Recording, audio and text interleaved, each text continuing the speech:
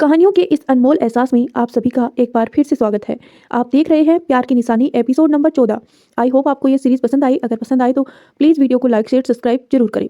रात के वक्त आदित्य देर रात में अपने कमरे का दरवाजा खोलकर अंदर जाता है। अंदर जाते ही आदित्य की नज़र सबसे पहले काव्या पर पड़ती है, जो नींद के आगोश में थी। उसे सोता देख आदित्य वॉशरूम में जाकर चेंज करता है और काव्या के पास आकर लेट जाता है। आदित्य काव्या को एक नज़र देखता है, फिर काव्या को अपने ऊपर कर लेता है। काव्या कसमकसाते हुए फिर से सो जाती है। आदित्य काव्या के बालों पर हाथ फेरते हुए धीरे से कहता है, मेरे नाम के साथ साथ अब मुझ पर होने वाली हर खतरे भी तुम्हारे नाम हो चुकी है, लेकिन आई प्रॉमिस तुम्हें उस खतरों के साए से भी दूर रखूंगा। मैं तुम्हें कभी कुछ नहीं होने दूंगा, चाहे इसके लिए हमारे रिश्ते को तोड़ना ही क्यों ना पड़े। काव्या फिर से कसमकसाते हुए आदित्य के और ऊपर चली जाती है और जहाँ पहले उसका चेहरा सीने पर था, अब उसका चेहरा आदित्य की गर्दन तक पहुंच जाता है। आदित्य को अब काव्या के साथ इतनी बेरुखी से बात करना याद आ जाता है, तो काव्या को कसकर पकड़ते हुए कहता है, I am sorry wifey. Aditya Kavya पर होने वाले खतरों को महसूस करने की वजह से परेशान था। काव्या को कमरे में ना पाकर अपने आप को शांत करने के मकसद से वह शावर के नीचे खड़ा हो गया था कि तभी काव्या भी वॉशरूम में आ गई। काव्या को देखते ही जैसे आदित्य को अपनी परेशानियों को भूलने की वजह मिल गई हो। काव्या को करीब करके आदित्य सुकून तराशने की कोशिश करने लगा और ये कामयाब भी हो गया। आदित्य अपनी सारी परेशानियां काव्या के करीब भी से भूल चुका था कि तभी काव्या ने एक नई परेशानी को जन्म दे दिया। काव्या के इस बात से आदित्य को दोनों परेशानियों का सामना करना पड़ रहा था। कहीं वह परेशानियों में काव्या को हर्ट ना कर दे, इसकी वजह से वह वॉशरूम से तुरंत बाहर चला गया, पर इसके बावजूद उसने काव्या को हर्ट कर ही दिया। सुबह की सूरज की पहली किरण की दस्तक से काव्या की नींद खुल जाती है। नींद खुलते ही उसे एहसास होता है कि उसका सुकून उसे बड़े ही प्यार से अपने ऊपर करके रखा हुआ है। काव्या अपना सर ऊपर करके आदित्य को हैंडसम चेहरे को देखने लगती है, जो बहुत ही शांति से सो रहा था। काव्या अपने दोनों हाथों को बेड पर रखकर आदित्य के माथे को चूम लेती है। इतना करते ही काव्या उठने को होती है कि आदित्य झट से काव्या को नीचे करके खुद ऊपर आ जाता है। काव्या की आंखें हैरानी से बड़ी हो जाती हैं। आदित्य काव्या की आंखों में देखते हुए कहता है, लगता है तुम मुझसे बिल्कुल नाराज नहीं हो। काव्या बड़ी बड़ी आंखों में सवाल लिए कहती है, नाराज? मैं आपसे नाराज क्यों होंगी? आदित्य काव्या के ऊपर से हटकर बैठते हुए कहता है, कल की बेरुखी के लिए काव्या भी अपनी जगह से उठकर बैठ जाती है और कहती है, इसमें नाराज होने वाली कौन सी बात हो गई? आपको मुझे नहीं बताना था तो आप डांट कर चले गए। फिर एकदम से मुंह बनाते हुए कहती है, नहीं बोलना था तो सीधे सीधे बोल देते, डांटने की क्या जरूरत थी? मैंने कौन सा आपसे जबरदस्ती की थी? प्यार से ही तो बोल सकते थे ना। काव्या के हर एक हरकत आदित्य को मुस्कुराने से बिल्कुल रोक नहीं पाती, लेकिन वह कभी भी काव्या को सामने नहीं मुस्कुराता था, बस अपना शांत एक्सप्रेशन लिए रहता था। आदित्य अगली बार से ध्यान रखूंगा। आदित्य की बात सुनकर काव्या बिल्कुल बच्चों की जैसे खुश हो गई, जैसे बच्चों को कह दिया गया हो कि उसे अगली बार से हर होमवर्क नहीं दिया जाएगा। आदित्य काव्या के माथे को चूमने लेती है और वॉशरूम चला जाता है। काव्या बालकनी की तरफ सुबह की खूबसूरत नज़ारों को देखने के मकसद से चली जाती है। कुछ ही देर बाद काव्या भी बिल्कुल रेडी हो जाती है। आदित्य कबर्ड से कुछ फाइल्स को निकाल रहा था, तभी काव्या एकदम से सामने खड़ी हो जाती है। काव्या को यूं अचानक देखकर आदित्य उसे आंखों के इशारे से पूछता है, तो काव्या सर झुकाए कहती है, हमने एक ऐसा काम कर दिया जो शायद आपको बिल्कुल पसंद ना आएगा। आदित्य सवालिया नजरों से काव्या को दिखता है, तो काव्या थोड़ा सर ऊपर करके आदित्य को देखती है और फिर से सर झुकाए कहती है, आप गुस्सा कर लीजिए लेकिन ज़्यादा मत करिएगा। आदित्य काव्या की चीन को पकड़कर आंखों में देखते हुए कहता है, ऐसा क्या कर दिया तुमने? काव्या नजरें नीचे झुका लेती है और हिचकिचाते हुए कहती है, वो हमने रुखसार को यहाँ बुला लिया। काव्या की बात सुनते ही आदित्य झटके से काव्या के कंधों को जोर से पकड़कर कबर्ड पर सटा देता है और गुस्से से कहता है, तुम्हारा दिमाग खराब है? आदित्य के गुस्से से भरी आवाज़ सुनकर काव्या सहम जाती है और अपने में ही सिमटने लगती है। काव्या डर से कांपने लगती है। आदित्य को जब ये एहसास होता है तो उसकी पकड़ कंधे पर ढीली हो जाती है। काव्या ने डर से आंखें बंद करके रखी हुई थी। आदित्य काव्या के को गले लगाकर शांत होकर कहता है, मैंने मना किया था ना। काव्या कुछ नहीं कहती। काव्या को डरा हुआ महसूस कर आदित्य धीरे से काव्या को अलग करके चीन को पकड़कर चेहरा ऊपर करता है, तो देखता है काव्या की आंखें बंद थी। आदित्य काव्या के बंद पलकों को चूम लेता है और धीरे से कहता है, कितनी जिद्दी हो तुम? काव्या धीरे से अपनी आंखें खोलती है और आदित्य को देखती है, जो शांत लग रहा था। काव्या, मैं जाऊं या आपको और गुस्सा करना है? आदित्य काव्या को छोड़ देता है तो काव्या वहां से जल्दी से भाग जाती है। काव्या के जाते ही आदित्य के फेस एकदम से डार्क हो जाता है। काव्या नीचे जाती है तो देखते हैं कि सभी दरवाजे की तरफ हैरानी से देख रहे होते हैं। काव्या भी सबकी नजरों का पीछा करते हुए सामने देखती है। दरवाजे पर रुखसार और माया खड़ी थी। विशाखा जी एकदम से कहती है, रुखसार। सबको देखते ही रुखसार की आंखों में आंसू बहने लगते हैं। वह सबको देखते हुए बहुत खुश थी। काव्या आगे बढ़कर रुखसार को अपने साथ अंदर लेकर आती है। उसी वक्त अरुणी देवी हॉल पर आती है। रुखसार को देखते ही अरुणी देवी के चेहरे पर गुस्से उतरने लगते हैं। काव्या अपनी आंखों से शांत होने का इशारा करती है। काव्या को ही पता था कि उसे किस तरह से अरुणी देवी को रुखसार को वापस लाने के लिए मनाया। रुखसार अरुणी देवी को देखते ही उसकी तरफ बढ़ जाती है और पैर छूने के लिए झुकती है। रुखसार के ऐसे करते ही अरुणी देवी अपने कदम पीछे कर लेती है। यह देखकर रुखसार सर ऊपर करके उन्हें देखती है तो अरुणी देवी मुंह फेर कर खड़ी हो जाती है। रुखसार पर्स को छूकर अरुणी देवी के पैरों को महसूस करके आशीर्वाद ले लेती है। रुखसार अब पृथ्वीराज की ओर बढ़कर उनके पैर छूती है तो पृथ्वीराज रुखसार के सर पर हाथ रख देते हैं। यह देखकर रुखसार की आंखें नम सी हो जाती हैं। रुखसार पृथ्वीराज के बाद विशाखा जी के पास जाकर झुकने को होती है कि विशाखा जी जल्दी से उन्हें पकड़कर गले से लगा लेती है। रुखसार के रुके आंसू एकदम से बहने लगते हैं। विशाखा जी से अलग होकर रुखसार अमरजीत की तरफ झुककर बैठ चुकी है। अमरजीत भी रुखसार के सर पर हाथ रख देते हैं। मायावती भी रुखसार को गले लगा लेती है। हॉल में इस वक्त रूहानी, आदित्य और सौरभ मौजूद नहीं थे। रूहानी को तो समझ ही नहीं आता कि आखिर वह रुखसार को देखकर कैसे रिएक्ट करे। अनुराग को भी बिल्कुल समझ नहीं आता कि वह रुखसार से कैसे मिले। रुखसार का चेहरा पूरा मुरझाया हुआ था, कई दिनों से बीमार बेड पर पड़ी हुई थी। अरुणी देवी सबके चेहरों को देखकर अपनी जगह पर बैठकर एकदम शांत आवाज में कहती है, रुखसार को अगर यहाँ रहना है तो उन्हें हमारी शर्त माननी पड़ेगी। रुखसार अरुणी देवी को देखती है, उसके साथ ही सबकी नजरें अरुणी देवी पर टिक जाती है। विशाखा जी पूछती है, कैसी शर्त? अरुणी देवी रुखसार को देखती है, वही रुखसार असमंजस में बस अरुणी देवी को ही देख रही थी। अरुणी देवी की नजरें रुखसार से होते हुए उसके पेट पर चली जाती हैं। पेट पर जैसे ही वह देखती है, उसकी मुठ्ठियां गुस्से में कस जाती हैं। वह एकदम सर्द आवाज में कहती है, रुखसार को अपने बच्चे का अबॉर्शन कराना होगा। यह सुनते ही रुखसार के पैरों तले जमीन खिसक जाती है। उसने तो सपने में भी नहीं सोचा था कि उसे अपने परिवार के साथ रहने के लिए इतनी बड़ी सजा मिल सकती है। विशाखा जी चौंक कर कहती है, रुखसार प्रेग्नेंट है? काव्या एकदम से कहती है, दादी ये आप इसके आगे काव्या कुछ बोलती। अरुणी देवी तेज आवाज में कहती है, काव्या आप बिल्कुल भी बीच में नहीं बोलोगी। काव्या बिल्कुल चुप हो जाती है। अरुणी देवी रुखसार को देखते हुए, बोलिए रुखसार, क्या आप हमारी शर्त के लिए तैयार है? रुखसार तो जैसे अपनी होश ही खो बैठी है। वह सर उठाकर देखते ही नहीं रही थी। वह कभी भी अपने होने वाले बच्चे को मार नहीं सकती थी। काव्या को रुखसार की हालत देखकर बहुत बुरा लग रहा था। उसने भी कभी नहीं सोचा था कि अरुणी देवी ऐसी कोई शर्त रखेगी।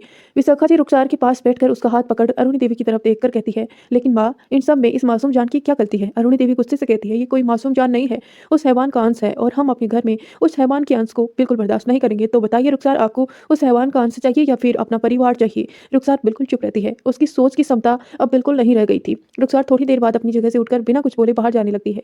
सबको समझते देर नहीं लगी कि रुखसार ने मासूम की जान चुनी है। रुखसार को जाता देख सब अपनी जगह से उठ जाते हैं, सिवाय अरुणी देवी के। रुखसार जा ही रही थी कि अरुणी देवी की आवाज, उसके कदम रुक जाते हैं। रुखसार, इस चौखट को पार करके आप फिर से वही गलती कर रही हैं। हमने आपको पहले भी समझाया था। आपको क्या लगता है आज आप यहाँ से जाकर अपने बच्चे को बचा रही हैं? तो आप ये बहुत गलत सोच रही हैं। और वैसे भी आप इस बच्चे को क्यों बचाना चाहती हैं? आपको याद नहीं उस हैवान ने आपके साथ क्या किया था? उसका गंदा खून आप अपनी कोख में कैसे पालने दे सकती हैं? रुखसार को अब सारी चीजें धुंधली सी दिखाई देने लगती हैं। अब उसकी आंखें बंद होने सी लगती हैं। रुखसार एकदम से बेहोश होकर गिर जाती है कि बाहर से आ रहे सौरभ जल्दी से तोड़कर उसे पकड़ लेते हैं। रुखसार सौरभ की बाहों में झूल रही थी, वहीं सौरभ उसे झटके एकटक देख रहा था। तसंज की कार पहाड़ियों में गिरा मंदिर पर रुकती है। तसंज और रूहानी बाहर आते हैं। सीढ़ियों को देखते हुए रूहानी का तो सिर चकराने लगता है। मंदिर पहाड़ी की चोटी पर थी। रूहानी तसंज को देखती है, जो उसे ही प्यार भरी नजरों से देख रहा था। रूहानी, तंस, ये तो बहुत लंबी सीढ़ियां हैं। तसंज कहता है, हाँ तो तुम्हें कौन सा चढ़ना है? रूहानी असमंजस में, मतलब? तसंज रूहानी के पास जाकर उसे गोद में उठा लेता है। रूहानी पहले हैरान होती है। तंस, ये तुम क्या कर रही हो? बोलते हुए रूहानी उतरने की कोशिश करती है। तंस रूहानी को कसकर पकड़कर आगे बढ़ते हुए कहता है, माँ ने ऐसे ही जाने के लिए कहा था। रूहानी अब बिल्कुल चुप हो जाती है। तसंज और रूहानी की नजरें एक दूसरे से मिली हुई थी। वैसे ही आंखों में देखते हुए तसंज सीढ़ियां चढ़ने लगता है। रूहानी के हाथ तसंज के गले में लिपटे हुए थे। वह एकटक तसंज को हैंडसम चेहरे को देख रही थी। करीब 1 घंटे तक सीढ़ियां चढ़ने के बाद दोनों मंदिर पहुंच जाते हैं और दर्शन करते हैं। मंदिर के साइड पर पत्थर पर तसंज बैठ जाता है और रूहानी उसके साथ बैठकर बाजू को पकड़कर अपना सिर तसंज के कंधे पर रख देती है। आंटी ने अचानक हमें मंदिर आने के लिए क्यों कहा? कहते हुए रूहानी सामने की ओर देखने लगती है। तसंज भी सामने देखते हुए कहता है, कल के हादसे से माँ बहुत डर गई थी। मुझे कुछ हो ना जाए, इस बात का डर उसके मन में बैठ गया। रूहानी तसंज से अलग होती है तो तसंज उसे देखने लगता है। रूहानी एकदम से तसंज की गोद में बैठ जाती है और अपने हाथों को तसंज के गले में लेटाकर उसे देखते हुए कहती है, तसंज, मैं शादी के लिए तैयार हूँ। रूहानी की बात सुनकर तसंज रूहानी को अपनी गोद से उठाकर खड़ा करता है और खुद थोड़ी साइड खड़े होकर पहाड़ियों की गहराइयों को देखने लगता है। रूहानी उसके पीछे खड़ी हो जाती है और कुछ ही देर में तसंज शांत रहता है। फिर कहता है, तुम अपने सपने को भूल रही हो? रूहानी एकदम से कहती है, अब जिंदगी भर तुम्हारे साथ रहना ही मेरा सपना है। तंस फिर से एक बार चुप हो जाता है। रूहानी बस शांत खड़ी तसंज को देख रही थी। तसंज पीछे मुड़कर रूहानी को देखता है और कहता है, रूह, जब तक तुम्हारी पढ़ाई पूरी नहीं हो जाती तब हम शादी नहीं करेंगे। मैं नहीं चाहता फ्यूचर में जाकर इस बात के लिए कोई आर्ग्यूमेंट हो। अब मैं और तुमसे यूं दूर नहीं रह सकता। तुम्हारी गलतफहमी से बनी बेरुखी को मैं बिल्कुल बर्दाश्त नहीं कर पाऊंगा। तसंज की बात सुनकर रूहानी की आंखें नम हो जाती हैं। वह नम आंखों से देखते हुए कहती है, कितनी गलत थी मैं। अपनी एक गलतफहमी की वजह से तुम्हें कितना हर्ट किया मैंने, कितनी तकलीफ दी मैंने तुम्हें। इन सब के बावजूद तुमने हमेशा बस मुझसे प्यार किया। रूहानी अब तसंज के गले लग जाती है। वहीं दूसरी तरफ रुखसार बेड पर लेटी हुई थी और उसके साथ अरुणी देवी के सिवाय सारा परिवार मौजूद था। सौरभ रुखसार को चेक करके उसे थोड़ा दूर खड़ा एकटक बस उसे देख रहा था। अचानक ही सौरभ की आंखों में दर्द उभरने लगता है। वह अपने दर्दों को छुपाते हुए कमरे से बाहर निकल जाता है। कुछ ही देर में रुखसार होश में आती है। विशाखा जी जल्दी से उसके पास जाकर बैठ जाती है। रुखसार सब कुछ जैसे ही देखती है उसे कुछ देर पहले हुई सारी बातें याद आने लगती है। वह अपने पेट पर हाथ रखकर विशाखा जी को देखकर रोते हुए कहती है, बड़ी माँ, मैं अपने बच्चे को नहीं मार सकती। विशाखा जी रुखसार को गले लगाकर शांत करने लगती है। वहाँ सभी लोग की आंखें नम थी। कुछ ही देर में रुखसार सो जाती है। उसके सोते ही सब कमरे से बाहर निकल जाते हैं। काव्या उदास सा चेहरा बनाकर कमरे में जाती है। कमरे में आदित्य बेड पर आंखें बंद करके लेटा हुआ था। काव्या सीधा जाकर आदित्य के ऊपर पेट के बल लेट जाती है। आदित्य अपना हाथ काव्या की कमर पर रख लेता है तो काव्या वैसे ही लेटती बोलती है, सुनिए। आदित्य कुछ नहीं बोलता तो काव्या फिर से कहती है, सुनिए तो। आदित्य, मैं जवाब देता हूँ। काव्या कहती है, आपको पता है दादी ने रुखसार को यहाँ रहने के लिए शर्त रखी। आदित्य जवाब देता है, मुझे सब पता है। काव्या आदित्य के चेहरे को देखती है जिसकी आंखें अब भी नींद बंद थी। वो धीरे से कहती है, आप दादी से बात कीजिए ना। आदित्य आंखें बंद करे ही कहता है, मैं तुम्हें इसीलिए रुखसार को यहाँ लाने से मना किया था, लेकिन तुमने तो मेरी बात नहीं सुनी। जैसे तुमने मेरी बात नहीं सुननी वैसे ही दादी भी मेरी बातों को बिल्कुल नहीं सुनती। काव्या मायूस सा चेहरा बनाकर आदित्य को देख रही थी। आदित्य अपनी आंखें खोलता है और काव्या के गालों को छूते हुए कहता है, इसीलिए तुम कॉलेज में हमेशा सेकंड आती थी, बिना सोचे समझे कुछ भी कर देती हो और फिर पछताने लगती हो। काव्या आदित्य को घूर कर देखते हुए कहती है, आप कहना क्या चाहते हैं? मैं नासमझ हूँ। आदित्य थोड़ी देर काव्या को देखता है फिर कहता है, बहुत बड़ी नासमझ हो। खुद के लिए ऐसे शब्द सुना काव्या पूरी तरह से चिढ़ जाती है। वह एकदम से आदित्य के ऊपर से उठती है और थोड़ा जोर से कहती है, आप खड़ूस, नासमझ, अनरोमांटिक, गुस्सेल। और इसके बाद काव्या एकदम से शांत हो जाती है। काव्या फ्लो में आदित्य को बहुत कुछ बोल देती है, लेकिन जैसे ही उसे इस बात का एहसास होता है वह अपनी आंखें कसकर बंद करते हुए जीभ निकाल देती है और धीरे से बोलती है, आज तो मैं गई। कहते हुए वह धीरे से आंखें खोलती है तो पता पाती है आदित्य अजीब नजरों से उसे ही देख रहा था। काव्या खुद को नॉर्मल करते हुए जबरदस्ती मुस्कुराकर बोलती है, वो मैं तो ऐसे ही। बोलते बोलते काव्या बेड से उठकर जल्दी से दौड़कर वॉशरूम में घुस जाती है। आदित्य बस उसे देख रहा था। इधर काव्या वॉशरूम में घुसकर दरवाजे को लॉक कर देती है और सिर पर चपत मारते हुए कहती है, मगरमच्छ के मुंह पर हाथ रखने की क्या जरूरत थी, अब पता नहीं क्या करेंगे। काव्या वॉशरूम में टहलते हुए कहती है, बाहर गई तो पूरी फंस जाऊंगी। लगता है आज वॉशरूम में ही सोना पड़ेगा। रात को अंधेरे में टेरिस पर चांद की रोशनी बिखरी पड़ी थी। सौरभ रेलिंग को पकड़कर शांत खड़ा सामने की ओर देख रहा था। तभी आदित्य भी उसकी साइड आकर रेलिंग पकड़कर खड़ा हो जाता है। कुछ देर तक दोनों के बीच बिल्कुल खामोशी होती है। सौरभ आगे देखते हुए दर्द भरी आवाज में कहता है, आखिर क्यों आदि, क्यों वो वापस लौट कर आई है? मैं अपनी जिंदगी में आगे बढ़ रहा था ना, तो फिर क्यों वो इस तरह मेरे सामने आ गई, मेरे जख्मों को हरा करने क्यों आ गई? आदित्य चुपचाप खड़ा सौरभ की बात सुन रहा था। सौरभ आदित्य की तरफ मुड़कर देखता है और कहता है, चली गई थी ना मुझे छोड़कर, फिर आज वो क्यों आई है वापस? हमेशा के लिए चली गई, क्यों नहीं गई मेरी जिंदगी से? फिर से क्यों मेरी जिंदगी में वापस लौट कर आई है? आदित्य सौरभ की तरफ मुड़कर देखता है। सौरभ देखते ही आदित्य कहता है, तूने नशा किया है? सौरभ उल्टे कदमों से थोड़ा पीछे होकर कहता है, हाँ मैंने नशा किया है। जिसकी जाने के गम में मैं पहले किया करता था, आज वो मेरे सामने आ गई तो मुझे नशा करनी पड़ी। आदित्य आगे बढ़कर सौरभ की गाल पर जोर से थप्पड़ मार देता है जिससे सौरभ लड़खड़ा कर गिर जाता है। आदित्य गुस्से में बोलता है, मैंने तुझे मना किया था ना कि तू कभी नशा को हाथ भी नहीं लगाएगा, तो फिर? सौरभ फर्श से उठकर लड़खड़ाते हुए अपने दिल पर हाथ इशारे करते हुए कहता है, आदि मुझे यहाँ बहुत दर्द हो रहा है यार, मैं इस दर्द को बर्दाश्त नहीं कर पा रहा हूँ। मेरे पास नशा करने के अलावा कोई रास्ता नहीं था। आदित्य सौरभ के पास जाकर दोनों कंधों को पकड़कर झंझोर कर कहता है, तुमने प्रॉमिस किया था तू इस गमों को भूल कर आगे बढ़ेगा, कभी नशा भी नहीं करेगा। सौरभ दर्द से मुस्कुराते हुए कहता है, हाँ तो मुझे क्या पता था जिससे मैं भूलने की कोशिश करूंगा वो इस तरह मेरे सामने आ जाएगी। सौरभ फिर से कुछ सोचते हुए बोलता है, वैसे वो यहाँ क्यों आई है यार? उसे तो अपनी मोहब्बत के पास होना चाहिए, और तुम लोगों ने तो उसे रिश्ता तोड़ दिया था ना। तुमने तो खुद कहा था कि वो कभी इस घर पर कदम नहीं रखेगी, तो फिर वो यहाँ क्या कर रही है? चली क्यों नहीं जाती उस मोहब्बत के पास जिसके साथ जिंदगी भर जीने के लिए चली गई थी? सौरभ की आंखें अब दर्द और नशे में पूरी लाल हो चुकी थी। आदित्य सौरभ के दर्दों को बिल्कुल बर्दाश्त नहीं कर पाता। वह झट से उसे गले लगा लेता है। सौरभ के दर्द अब आंसू बनकर बहने लगते हैं। वह आदित्य को कसकर पकड़ लेता है। सौरभ के इस दर्द की वजह से आदित्य ने रुखसार को यहाँ से दूर रखा था, लेकिन वो ये भी कर नहीं पाया। रुखसार ने सौरभ बहुत पहले से प्यार करता था।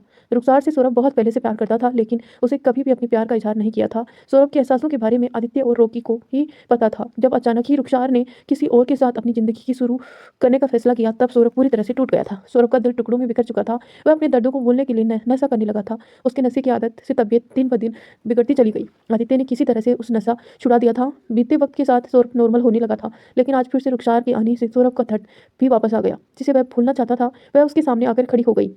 फिलहाल तो उसे बिल्कुल पता नहीं है कि रुखसार के साथ कितना गलत हुआ है, और यहाँ तक कि ये भी नहीं पता कि रुखसार प्रेग्नेंट है।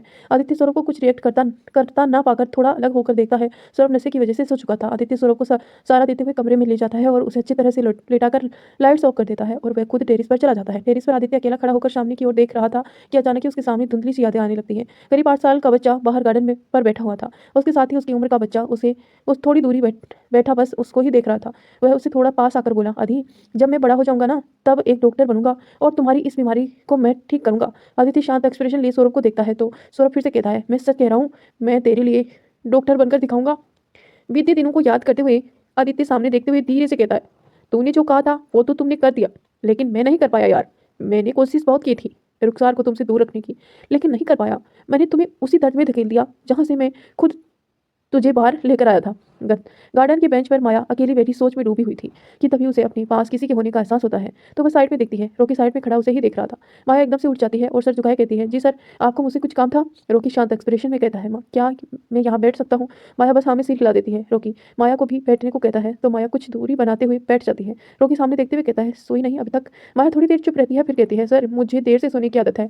माया का यूं बार बार सर बोलना से रॉकी माया को देखने लगता है। माया बिना भाव के सामने ही देखी जा रही थी। कुछ देर तक तो दोनों के बीच ऐसे ही खामोशी रहती है। रॉकी बेंच से उठता है और माया को देखते हुए बोलता है, गुड नाइट माया। माया वैसे ही सामने देखते जवाब देती है, गुड नाइट सर। रॉकी वहां से चला जाता है तो माया की आंखों से एकदम से आंसू बहने लगते हैं। वह दर्द से खुद को कहती है, रात की जागने की वजह खुद देते हो और पूछते भी खुद ही हो। लगता है तो मुझे भूल कर बहुत आगे बढ़ गए हो रॉकी। रोक, लेकिन मैं तुम्हें कभी नहीं भूल पाऊंगी और ना ही कभी भूल पाऊंगी। माया अपनी आंसू को पूछते हुए बेंच से उठकर वहां से चली जाती है। आदित्य सौरभ के दर्दों को सोचते हुए बहुत ज्यादा बेचैन हो जाता है। अपनी बेचैनी को खत्म करने की कोशिश करते हुए वह अपने कमरे में आता है, लेकिन कमरे में उसे सुकून देने वाला गायब थी। आदित्य इधर से उधर नजरें घुमा देखता है, लेकिन कोई नहीं होता। आदित्य को सोचते हुए वॉशरूम की तरफ बढ़ जाता है। वॉशरूम के दरवाजे को थोड़ा पुश करता है तो दरवाजा अंदर से लॉक होता है। आदित्य ड्रॉर से चाबी लेकर दरवाजे को खोलता है। वह अंदर जाकर देखता है तो काव्या जमीन पर दीवार से टिक कर सो रही थी। आदित्य आगे बढ़कर काव्या को गोद में उठाता है और अपने साथ बेड पर लिटाकर खुद भी लेट जाता है। काव्या कसमकसाते हुए आदित्य के ऊपर चढ़ जाती है। आदित्य की बेचैन पल भर में गायब हो जाती है और वो मुस्कुराते हुए काव्या की नाक पकड़कर कहता है, बिल्कुल बच्ची हो तुम। दूसरी तरफ प्रीत बहुत बुरी हालत में घर पर पहुंचती है। रात काफी हो जाने के बाद कारण सब कोई सो चुके थे। प्रीत अपने दोस्तों के घर जाने वाली थी। उसी वक्त आदित्य के बॉडीगार्ड ने उसे पकड़ लिया था, जिससे घर में सबको लगता है कि प्रीत अपने दोस्तों के घर में है। एक हफ्ते तक भूखे रहने की वजह से प्रीत पूरी कमजोर हो चुकी थी। उसे भूख तो लगी थी, लेकिन वह सीधा कमरे में जाकर शावर लेती है। प्रीत के हाथ और पैरों पर रस्सी के बांधने के निशान साफ दिख रहे थे और गाल पर थप्पड़ के निशान भी मौजूद थे। प्रीत खुद को शीशे में देखते हुए कहती है, कितनी लकी हो तुम काव्या, तुम्हारा पति तुमसे कितना प्यार करता है। जिससे चोट मैंने तुम्हें दी, वैसे मगर उससे भी ज़्यादा गहरी चोट उसने मुझे दे दी, लेकिन उसने जो भी किया मैं इसके काबिल हूँ। मैंने बिना कुछ पता लगाए तो मैं चोट पहुंचाती, हो सके तो मुझे माफ़ कर देना काव्या। प्रीत वॉशरूम से निकलकर बेड पर लेट जाती है और आंखें बंद करते कहती है, मैं अब आपको छीनने की कोशिश बिल्कुल नहीं करूंगी अर्जुन। आप मेरा प्यार हो, मैं उसे अब अपनी जिद नहीं बनाऊंगी। अगर आप मेरे किस्मत में हो तो मुझे मिल ही जाओगे, लेकिन अगर नहीं हुए तो मैं आपसे एक तरफा मोहब्बत करते हुए जिंदगी भर जी लूंगी। इधर ध्रुव अपने फोन पर किसी से बात कर रहा था। फोन की दूसरी साइड से आवाज आती है, एक लड़की को अभी तक पकड़ नहीं पाई। ध्रुव परेशान होते हुए कहता है, भाई मैं कोशिश कर रहा हूँ। उधर से गुस्से भरी चिल्लाती हुई आवाज आती है, क्यों कोशिश कर रहे हो तुम? 10 महीने हो गए हैं, तुम्हारे मुंह से बस एक ही शब्द आते हैं, कोशिश कर रहा हूँ। मुझे वो लड़की किसी भी हालत में चाहिए, समझे तुम? कुछ भी करो, उस लड़की को मेरे पास लाओ। अब उधर से कॉल कट चुका था। ध्रुव फोन की स्क्रीन को देखता है और सोफे पर टिक कर आंखें बंद करके बैठ जाता है। श्रेष्ठा वॉशरूम से बाहर आती है तो उसकी नजर सीधे सोफे पर परेशान बैठे ध्रुव पर पड़ती है। श्रेष्ठा सीधा जाकर ध्रुव की गोद में बैठ जाती है और कहती है, व्हाट हैपेंड अभी? ध्रुव एकदम से बोलता है, आई वांट यू। श्रेष्ठा हैरानी से ध्रुव को देखती है। वह कुछ बोलती उससे पहले ही ध्रुव श्रेष्ठा के होठों को लोक कर देता है। परेशानी की वजह से ध्रुव श्रेष्ठा को रूडली किस करने लगता है, जिससे श्रेष्ठा को बहुत ज्यादा दर्द होने लगता है। श्रेष्ठा ध्रुव को खुद से छुड़ाने की कोशिश करने लगती है। ध्रुव के हाथ श्रेष्ठा के टॉप पर के अंदर चले जाते हैं। वह उसके सीने को जोर जोर से प्रेस करने लगता है। श्रेष्ठा उसके हाथों को पकड़ने की कोशिश करने लगती है, लेकिन कर नहीं पाती। ध्रुव श्रेष्ठा की टॉप को फाड़कर फेंक देता है और गर्दन में होते हुए सीने पर जोर जोर से किस करते हुए बाइट करने लगता है। श्रेष्ठा बस ध्रुव को खुद को छुड़ाने की कोशिश की जा रही थी। श्रेष्ठा समझ चुकी थी कि ध्रुव ये सब गुस्से और फ्रस्ट्रेशन में कर रहा है, जिसकी वजह से वह श्रेष्ठा को बहुत ज्यादा हर्ट करने वाला है। ध्रुव अब श्रेष्ठा की ब्रा को निकालकर फेंक देता है और उसे जोर जोर से फाइट करने लगता है। ध्रुव के हाथ अब श्रेष्ठा की जींस पर पहुंच जाते हैं और वह उसे खोलने ही वाला होता है कि श्रेष्ठा ध्रुव को जोर से धक्का देती है और उठकर अपने कपड़ों को उठाकर खुद को ढकते हुए कहती है, ध्रुव मेरे पीरियड्स चल रहे हैं। ये सुनते ही ध्रुव टेबल पर जोर से लात मारता है। श्रेष्ठा हैरान होकर बस ध्रुव को देखती है। श्रेष्ठा अपने कपड़े पहनकर ध्रुव के पास जाकर पूछती है, क्या हुआ है तुम्हें? तुम इतने गुस्से में क्यों हो? ध्रुव श्रेष्ठा के हाथों को पकड़कर खींच लेता है और अपने दोनों हाथों से श्रेष्ठा के चेहरे को पकड़ता है।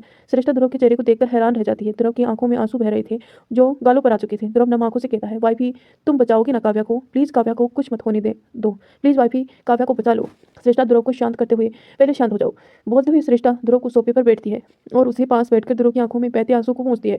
ध्रुव झटके से श्रेष्ठा के गले लग जाता है। श्रेष्ठा ध्रुव की पीठ को सहलाने लगती है। श्रेष्ठा धीरे से बोलती है, ध्रुव जब तक तुम मुझे सारी सच्चाई नहीं बता देते तब तक मैं कुछ नहीं कर सकती। आखिर में तुमसे ही काव्या को कैसे बचा सकती हूँ? मैं सबसे लड़ सकती हूँ, लेकिन अपने प्यार से नहीं। ध्रुव श्रेष्ठा को टाइटली पकड़कर बोलता है, वाइफी मुझे सोना है। खुद के बातों को नजरअंदाज करता देख श्रेष्ठा ध्रुव से अलग होकर देखने लगती है। वह ध्रुव श्रेष्ठा को कभी भी ना बोलकर बेड की तरफ ले जाकर खुद लेट जाता है। अपने ऊपर श्रेष्ठा को लेटाकर अपनी आंखें बंद कर लेता है। श्रेष्ठा ध्रुव को ज्यादा परेशान नहीं करना चाहती थी, इसीलिए वह और सवाल नहीं करने का फैसला करती है। प्यास लगने की वजह से रुखसार अपनी आंखें खोलती है। आंखें खोलते ही वह देखती है अरुणी देवी उसके पास बैठकर रुखसार को ही देखे जा रही थी। रुखसार हड़बड़ाते हुए बेड से उठती है और सीधा बैठ जाती है। अरुणी देवी अपने हाथ से रुखसार के गालों को छूते हुए कहती है, आप ठीक तो है ना रुखसार? अरुणी देवी के इतने मीठे शब्द को सुनकर रुखसार जल्दी से आगे बढ़कर उसे गले लग जाती है। रुखसार कैसे करते हैं अरुणी देवी उसके सर पर हाथ रखकर सहलाने लगती है। रुखसार की आंखों से आंसू बहने लगते हैं। वह रोते हुए बोलती है, हमें माफ कर दीजिए दादी। अरुणी देवी रुखसार को अलग करके आंसू को पोंछते हुए कहती है, इसी दर्द को सहने से हमें आपको रोक रही थी, लेकिन आप हमारे अपने नहीं हैं। फिर भी हमने अपने पोते पोतियों और आप में बिल्कुल भेद नहीं किया। आखिर हमारे प्यार में क्या कमी रह गई थी रुखसार? अरुणी देवी की बातों को सुनकर रुखसार फकक फकक कर रोने लगती है। उसे भी पता था कि वह एक अनाथ थी। इसके बावजूद अरुणी देवी ने कभी उसे अनाथ नहीं समझा, बल्कि अपने खून की तरह प्यार किया। लेकिन इसके बावजूद रुखसार दुनिया वालों के चक्कर में आ गई। अरुणी देवी रुखसार के चेहरों को अपने हाथों में भरकर आंखों में देखते हुए कहती है, आपने पहले तो हमारी बात नहीं मानी, लेकिन आज हम आपसे फिर एक बार समझाना चाहते हैं। अगर आपने कभी भी हमें अपना माना है तो आप इस बच्चे को अपनी कोख में नहीं रखेंगी। ये सुनते ही रुखसार जोर जोर से रोने लगती है। अरुणी देवी फिर से कहती है, हम आपको यूं दर्द में नहीं देख सकते रुखसार, हमारी बात मानिए, अबॉर्शन करा लीजिए। रुखसार का रो रोकर बुरा हाल हो जाता है। अरुणी देवी रुखसार के गले लगकर मन में कहती है, मैं उस दरिंदे के पोते का खून कभी अपने आपके कोख में पलने नहीं दूंगी। इस घर पर उसका साया भी नहीं पड़ने दूंगी। रुखसार रोते रोते थोड़ी देर में चुप हो जाती है। वह अरुणी देवी से अलग होकर अपना सिर झुकाए धीरे से कहती है, दादी आप जैसा चाहती हैं हम करने के लिए तैयार हैं। अरुणी देवी ये सुनते ही मुस्कुरा देती है और रुखसार के गालों को छूते हुए कहती है, हम आपसे यही उम्मीद करते हैं। तो दोस्तों, आई होप आपको कहानी पसंद आ रही होगी, और अगर पसंद आ रही है तो आपने लाइक शेयर सब्सक्राइब जरूर किया होगा। दोस्तों प्लीज़ अपनी प्यार और सपोर्ट हमारे साथ जरूर बनाए रखना। काव्या की आंखें धीरे धीरे खुलती है। वह अपनी आंखें को मसलते हुए बैठ जाती है। बेड पर बैठकर वह अपनी नजरें इधर उधर घुमाती लगती है। बेड पर ना कोई दिख रहा था और ना ही कमरे में। काव्या वॉशरूम की तरफ नजर डालती है तो वहाँ भी दरवाजा खुला होता है। काव्या उठकर खड़ी होकर टाइम देखती है तो जहाँ सुबह के 5:30 बज रहे थे। काव्या घड़ी में देखते ही कहती है, इतनी सुबह ये कहाँ चले गए? बोलते हुए काव्या फिर से इधर उधर देखने को हुई वॉशरूम की तरफ चली जाती है। काव्या रेडी होकर आईने के सामने खड़ी हो जाती है। लाल रंग की साड़ी जिसमें उसका पूरा फिगर दिख रहा था। साड़ी थोड़ी पतली सी थी जिससे उसकी कमर और नाभि ट्रांसपेरेंट होकर दिख रही थी। काव्या मांग में सिंदूर भरकर और गले में मंगलसूत्र पहनकर अपनी सुहागन होने की पहचान को दर्शाते हुए कमरे से बाहर निकल जाती है। हॉल पे पहुंचते ही उसे किचन में विशाखा जी के काम में साथ देती रुखसार दिखती है। वैसे तो बहुत सारे सर्वेंट थे खाना बनाने के लिए, लेकिन विशाखा जी सुबह की शुरुआत अपने हाथों से बनाए नाश्ते से करती थी। काव्या किचन की तरफ बढ़ जाती है। काव्या को देखते ही विशाखा जी बोलती है, काव्या आपको कुछ चाहिए? काव्या अपनी नजरें किचन के चारों तरफ डालती हुई कहती है, हम भी आपकी कुछ मदद करें? विशाखा जी हमें सिर हिला देती है। तीनों नाश्ता बनाने में व्यस्त हो जाते हैं। तभी सौरभ अपना सर पकड़े किचन में आता है। आंटी नींबू है क्या?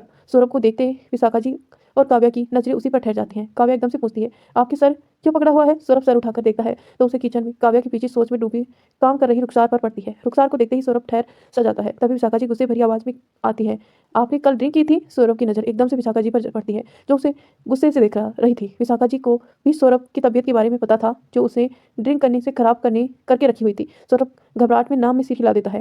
विशाखा जी सौरभ को घूरते हुए आगे बढ़कर उसका कान पकड़ लेती है। अच्छा तो अब आप हमसे झूठ भी बोलने लगे हैं? सौरभ अपने कान को छुड़ाने की कोशिश करते हुए चीख पड़ता है, हाँ आंटी दर्द हो रहा है। चीख सुनते ही रुखसार अपने ख्यालों से बाहर आती है। वह भी सौरभ को देखने लगती है। विशाखा जी झट से उसका कान छोड़कर वार्निंग देती है, आज के बाद अगर आपने नसीम को हाथ लगाया तो फिर ये अपना कान सलामत नहीं रहेगा। सौरभ अपने कान को सहलाते हुए हाँ में सिर हिला देता है। काव्या नींबू पानी देती है, ये लीजिए। सौरभ काव्या के हाथों से नींबू पानी लेकर एक सांस में पी जाता है और ग्लास को देते हुए कहता है, थैंक यू भाभी। इतना बोलते ही वह किचन से बाहर निकलने वाला होता है कि उसे काव्या की आवाज़ सुनाई देती है जो रुखसार से कह रही थी, रुखसार आपको भी कुछ खा लेना चाहिए, ऐसे आप भूखे पेट काम करती रहेंगी तो आपकी बेबी को इन्फेक्ट पड़ेगा। सौरभ के कदम किचन के बाहर ही रुक जाते हैं। रुखसार एकदम से बोलती है, कैसा बेबी भाभी, जो कुछ दिन में ही इस कोख से जुदा होने वाला है?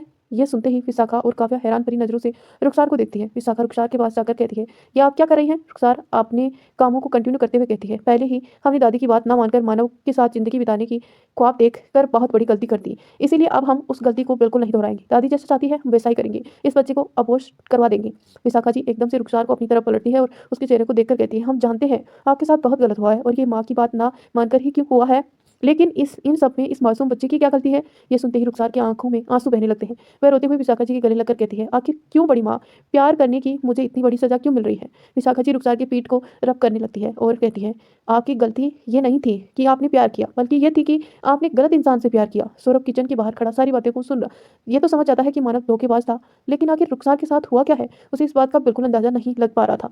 वह थोड़ी देर सोचता है, फिर तेज कदमों से अपने कमरे में चला जाता है।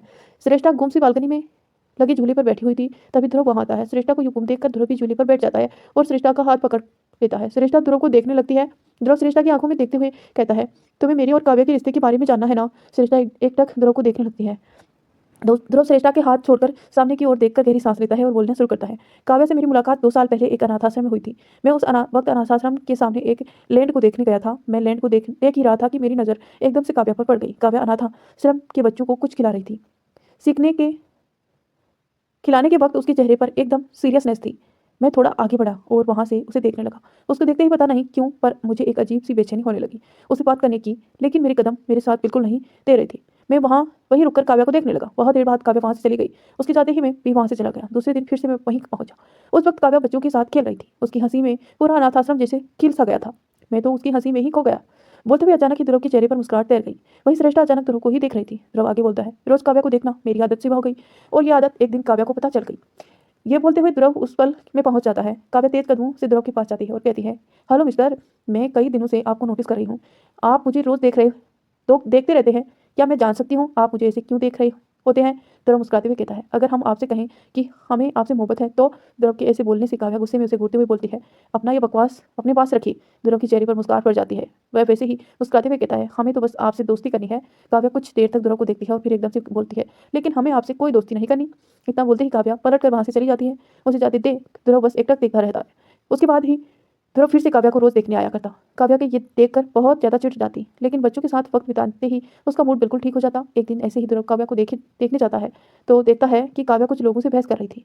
ध्रुव उसके पास पहुंचता है। काव्या बहस करते हुए उन लोगों से कहती है, ये सरकारी प्रॉपर्टी है, इसमें आप लोगों ऐसे कब्जा कैसे कर सकते हैं? आप लोग ऐसे करेंगे तो ये सब कहाँ जाएंगे? उसमें से एक आदमी जो गुंडे के सामान लग रहा था वह अंगुली दिखाते हुए बोलता है, ए लड़की, हमारे रास्ते में मत आना वरना जान से जाएगी। जैसे ही ध्रुव ये सुनता है उसकी आंखें गुस्से से लाल हो जाती हैं। उसमें से एक गुंडे की नजर ध्रुव पर पड़ती है तो वह डर से कांपने लगता है। उसे अच्छे से पता था कि ध्रुव सूर्यवंशी कौन है और क्या करता है। काव्या गुस्से में गुंडे को देख रही थी। एकदम से वह उसकी अंगुली पकड़कर मरोड़ देती है। उस गुंडे की दर्द से चीख निकल जाती है। ध्रुव जो गुस्से में था वह हैरान रह जाता है। काव्या उसकी अंगुली को छोड़कर गुस्से से कहती है, लड़की हूँ इसका मतलब ये नहीं कि तुम कुछ भी करोगे। कब से रिस्पेक्ट से बात कर रही हूँ तो समझ ही नहीं आ रहा है? तुम जानते नहीं हो मैं कौन हूँ? मैं 1 मिनट में तुम्हें सलाखों के पीछे भेज सकती हूँ। वह गुंडा दर्द से संभालते हुए गुस्से में काव्या की तरफ बढ़ ही रहा था कि ध्रुव आगे आकर गुस्से से एक लात मार देता है। ध्रुव को अब सब कोई देखते हैं। उसे देखते ही सबकी हालत खराब हो जाती है। जमीन पर पड़ा गुंडा की तो जान हलक में आकर ठहर जाती है। सभी वहां से डर से भाग जाते हैं। उसके जाते ही ध्रुव पीछे मुड़ता है तो देखता है काव्या उसे ही अजीब नजरों से देख रही थी। कुछ देर तक उसे देखने के बाद काव्या ध्रुव को अंगुली दिखाते हुए बोलती है, अगर ये सब आपके कराया है ना तो मैं छोड़ूंगी नहीं आपको। ध्रुव एकदम से मुस्कुराते हुए बोलता है, मैं चाहता भी नहीं हूँ कि तुम मुझे छोड़ो, मैं तो चाहता हूँ कि तुम मुझे हमेशा पकड़े रखो। ध्रुव की बात से काव्या पूरी तरह से चिढ़ जाती है। वही ध्रुव को घूरते हुए वहां से चली जाती है। वही ध्रुव मुस्कुराते हुए उसे ही देख रहा था। कुछ दिन ऐसे ही बीत जाते हैं। एक दिन अनाथ आश्रम की बच्ची की हालत बहुत ज़्यादा खराब हो जाती है। उसे एक सांप ने काट लिया था। काव्या उस बच्चे को उठाने की कोशिश करती है लेकिन उठा नहीं पाती क्योंकि उसका वजन बहुत ज़्यादा था। अनाथ आश्रम के सारे स्टाफ छुट्टी पर थे। वह एक बुजुर्ग महिला थी। बच्चे की हालत देखकर काव्या रो पड़ती है। तभी ध्रुव आकर काव्या के कंधे पर हाथ रखता है तो काव्या उसे देखती है और उसके देखते ही हड़बड़ाते हुए रोते हुए कहती है, प्लीज़ मेरी हेल्प कीजिए, इनकी हालत बहुत खराब हो रही है। ध्रुव कॉल करके कुछ इंस्ट्रक्शन देता है। कुछ ही मिनट में वहाँ डॉक्टर आते हैं और उस बच्चे को आश्रम के अंदर ही जाकर ट्रीटमेंट करते हैं। काव्या रोते हुए अचानक ध्रुव के गले लग जाती है। ध्रुव काव्या को संभालने लगता है। कुछ घंटे के बाद डॉक्टर आकर कहते हैं कि बच्चे बिल्कुल ठीक है। काव्या दौड़कर उस बच्चे को देखने के लिए चली जाती है। ध्रुव को इंपॉर्टेंट मीटिंग की वजह से वहां से जाना पड़ता है। काव्या कुछ ही देर बाद बाहर आकर ध्रुव को ढूंढने लगती है लेकिन उसे वह कहीं नहीं मिला। 1 हफ्ते तक ध्रुव कहीं नहीं नजर आया। काव्या हमेशा उसका इंतजार करती लेकिन ध्रुव नहीं आता। कुछ दिन बाद ध्रुव आकर उसकी जगह खड़ा होकर काव्या को देखने लगता है। जैसे ही काव्या की नजर ध्रुव पर पड़ती है वह दौड़ती हुई ध्रुव के पास जाती है और शिकायत लहजे में कहती है, कहाँ चले गए थे आप? हम आपको कितने दिनों से इंतजार कर रहे थे, आपने हमें कुछ भी बताया जरूरी नहीं समझा। काव्या की शिकायतों को सुनकर ध्रुव मुस्कुराते हुए बोलता है, अच्छा तो आप हमारा इंतजार भी करने लगे? काव्या घूरकर ध्रुव को देखती है और तो ध्रुव हंसते हुए कहता है, अच्छा सॉरी, मैं बस मजाक कर रहा था, कुछ काम पड़ा कुछ काम पड़ गया था तो मैं उसी में बिजी था। काव्या अब कुछ नहीं बोलती। कुछ देर शांत रहने के बाद काव्या बोलती है, थैंक यू, अगर आप उस दिन नहीं होते ना तो पता नहीं क्या हो जाता। काव्या इतना बोलते ही ध्रुव को देखने लगती है। वैसे तो ध्रुव को उस बच्चे से कोई मतलब नहीं था, उसने तो बस ये सब काव्या के लिए किया था। काव्या ध्रुव को देखते हुए हाथ आगे बढ़ाकर कहती है, हाय, आई एम काव्या, हमें आपकी दोस्ती का प्रपोजल एक्सेप्ट है। ध्रुव काव्या के हाथ के साथ हाथ मिलाते हुए जवाब देता है। ध्रुव काव्या कुछ देर ध्रुव को देखती है फिर नामे सिर हिलाते हुए कहती है, ध्रुव नहीं, आप हमारे लिए मिस्टर हीरो हैं। बीते पलों को याद करते हुए ध्रुव श्रेष्ठा को देखने लगता है जो उसकी बातों में बहुत ध्यान से सुन रही थी। ध्रुव अब श्रेष्ठा की तरफ होकर बैठ जाता है और कहता है, हमारी दोस्ती बढ़ते वक्त के साथ गहरी होती चली गई। काव्या हमेशा मुझसे मिलने आया करती थी और मैं भी वक्त निकालकर किसी तरह से काव्या से मिलने जाता था। काव्या को मेरे बारे में कुछ भी नहीं पता था और मैं कभी उसे बताना भी नहीं चाहता था कि आखिर मैं क्या करता हूँ और क्या काम करता हूँ। काव्या दूसरों की भलाई में विश्वास रखा करती थी और मैं तो बस लोगों की बुराई करता था। वैसे काव्या से मिलने के बाद मैंने थोड़ा बहुत ये सब करना छोड़ दिया था क्योंकि उसकी बातें मुझे बहुत इफेक्ट करती थी। बदलते वक्त के साथ मेरी फीलिंग भी बदलती चली गई। मैं काव्या से प्यार करने लगा। वो है ही इतनी मासूम क्यूट कि मेरे दिल उसे चाहने से रोक नहीं पाया। लेकिन ये मैंने उसे कभी अंदाजा तक लगने नहीं दिया कि मैं उसे प्यार करने लगा हूँ, क्योंकि उसे इन सब चीज़ों में थोड़ी भी इंटरेस्ट नहीं थी। काव्या ने हमेशा मेरे गमों के साथ देखा था। जब भी मुझे माँ की याद आती, वह मुझे अपनी गोद में सिर रखकर गमों को दूर करने की ताकत देती। जब भी मुझे कुछ गलत करता तो काव्या की याद आते ही मेरे हाथ रुक जाते। काव्या ने मेरी ज़िंदगी पूरी बदल दी थी। मैं तो हमेशा चाहता था कि काव्या हमेशा मेरे साथ ज़िंदगी भर रहे। उसके साथ मैं जीना चाहता हूँ, उसी के साथ मैं मरना चाहता था। लेकिन उसके लिए मुझे अपने प्यार का इज़हार करना पड़ता, और मुझे अच्छे से पता था अगर काव्या ने मेरे प्यार को नकार दिया तो हमारी दोस्ती भी नहीं रहेगी, और काव्या को बिना देखे मैं रह नहीं पाता। इसीलिए मैंने कभी उसे अपने एहसासों को नहीं बताया। बस एक दोस्त की तरह उसके साथ रहा। समय बिताता, बातें करता, दिन अच्छे से बीत ही रहे थे। लेकिन उस एक काली रात ने हमारे रिश्ते को बिल्कुल बखेर कर रख दिया। बोलते हुए तरफ एकदम से चुप हो जाता है, वहीं सरिश्ता क्यूरोसिटी होकर उसे देखने लगती है। तो दोस्तों, ये सब हम आपको कल बताएंगे नेक्स्ट एपिसोड में कि आखिर क्या हुआ था ऐसा जिसकी वजह से ध्रुव और श्रेष्ठा एक दूसरे की जानी दुश्मन बन गए। तो ये सब जानने के लिए बने रहिए। सॉरी, काव्या और ध्रुव, ये सब जानने के लिए आप बने रहिए हमारे चैनल के साथ। वीडियो को लाइक करें, और चैनल पर नए हैं तो सब्सक्राइब करके नोटिफिकेशन ऑन करें। धन्यवाद दोस्तों, यहाँ तक अपना प्यार सपोर्ट देने के लिए। वीडियो को लाइक जरूर करना।